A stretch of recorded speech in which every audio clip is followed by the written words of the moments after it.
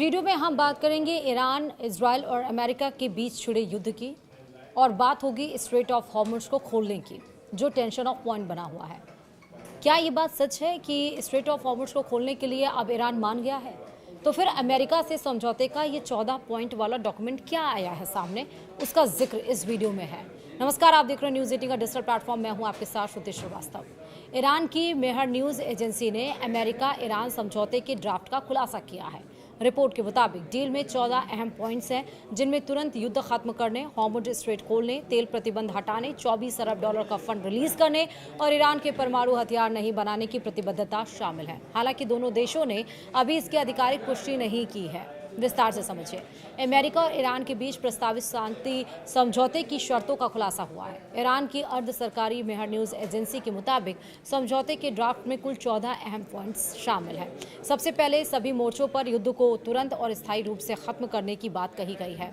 इसमें लेबनान में चल रहा संघर्ष भी शामिल है। समझौते में यह भी प्रस्ताव है कि हॉर्मुज़ स्ट्रेट को 30 दिनों के भीतर फिर से खोला जाएगा। हालांकि इसका संचालन ईरान की निगरानी में होगा। ड्राफ्ट के मुताबिक अमेरिका ईरान के आंतरिक मामलों में दखल नहीं देगा और उसकी संप्रभुता का सम्मान करेगा। साथ ही अमेरिका को 30 दिनों के भीतर नौसैनिक नाकाबंदी हटानी होगी और ईरान के आसपास तैनात अपनी सैन्य मौजूदगी भी कम करनी होगी।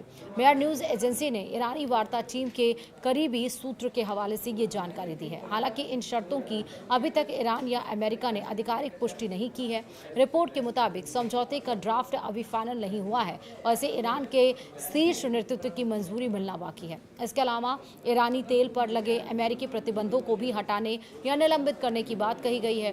रिपोर्ट के मुताबिक अमेरिका और उसके सहयोगी देशों को ईरान के पुनर्निर्माण के लिए कम से कम 300 अरब डॉलर की योजना तैयार करनी होगी और इसके साथ ही दोनों देश 60 दिन तक बातचीत करेंगे ताकि परमाणु कार्यक्रम और सभी आर्थिक प्रतिबंधों को हटाने से जुड़े मुद्दों पर अंतिम समझौता हो सके।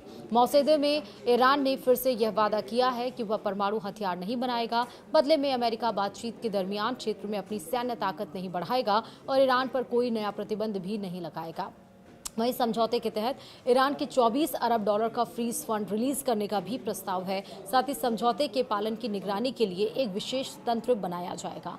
अंतिम समझौते को संयुक्त राष्ट्र सुरक्षा परिषद यानी कि यूएनएससी के प्रस्ताव के जरिए मंजूरी दिलाने की भी योजना है। वहीं रिपोर्ट में कहा गया है कि अंतिम बातचीत तब तक शुरू नहीं होगी जब तक ईरान के आधे फंड जारी नहीं कर दिए जाते, तेल प्रतिबंधों को सस्पेंड नहीं किया जाता और नौसैनिक नाकाबंदी नहीं हटाई जाती।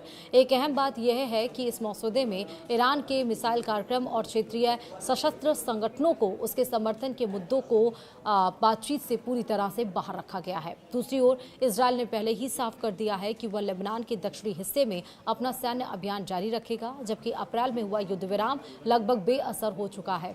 कई रिपोर्ट्स में यह कहा गया है कि अमेरिका और ईरान के बीच संभावित समझौते की सफलता काफी हद तक लेबनान की स्थिति पर भी निर्भर करेगी। वहीं हिजबुल्लाह लगातार मांग कर रहा है कि इजरायली सेना लेबनान से पूरी तरह से वापस जाए।